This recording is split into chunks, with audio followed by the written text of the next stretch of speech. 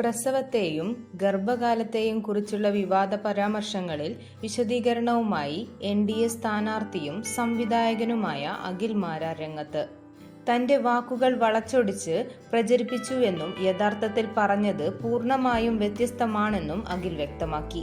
അഖിൽ മാരാറിന്റെ വിശദീകരണം ഇങ്ങനെ: ആടിനെ പട്ടിയാക്കണം, നായയെ പന്നിയാക്കണം, പന്നിയെ തല്ലിക്കൊല്ലണം എന്ന് പറയുന്നവരെ പോലെ ഞാൻ പറഞ്ഞത് പൂർണ്ണമായും കേൾക്കാൻ നിങ്ങൾ ആഗ്രഹിക്കുന്നില്ലെങ്കിൽ കുറഞ്ഞത് ഈ 3 മിനിറ്റെങ്കിലും കാണുക.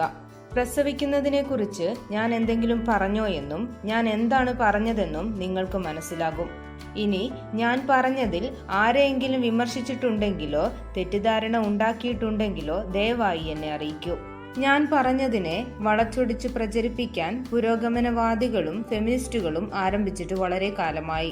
ഞാൻ എൻഡിഎയുടെ ഭാഗമായതിനു ശേഷം അവർ പഴയതും പുതിയതുമായ അഭിമുഖങ്ങളിൽ നിന്ന് അവർ ആഗ്രഹിക്കുന്ന കാര്യങ്ങൾ എടുത്ത് അവരുടെ വ്യാഖ്യാനം അതിനു മുകളിൽ ചേർത്ത് എന്റെ മേൽ അടിച്ചേൽപ്പിക്കുന്നു. ഇപ്പോൾ പറയുന്നത് ഞാൻ പ്രസവത്തെ നിസ്സാരവൽക്കരിക്കുകയും ഗർഭിണികളായ സ്ത്രീകളെ വിമർശിക്കുകയും ചെയ്തു എന്നതാണ്. ഇനിയും ഒരു കുഞ്ഞു വേണമെന്നും എനിക്കിനിയും പ്രസവിക്കണമെന്നും 5 കുഞ്ഞുങ്ങൾ നമുക്ക് വേണമെന്നും പറയുന്ന ഒരു ഭാര്യയാണ് എനിക്കൊപ്പം ജീവിക്കുന്നത്. അവൾക്കത് പറയാനുള്ള ധൈര്യത്തിന്റെ പേരാണ് ഭർത്താവ്.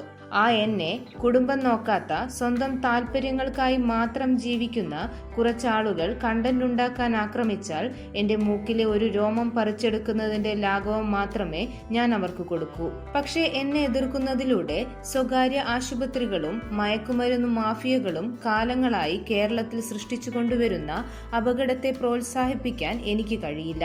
അതാണ് ചില ഉത്തരങ്ങൾ നൽകാൻ എന്നെ പ്രേരിപ്പിച്ചത്. കൂടുതൽ വാർത്തകൾക്കും വിശേഷങ്ങൾക്കുമായി ഈ ചാനൽ സബ്സ്ക്രൈബ് ചെയ്യുക.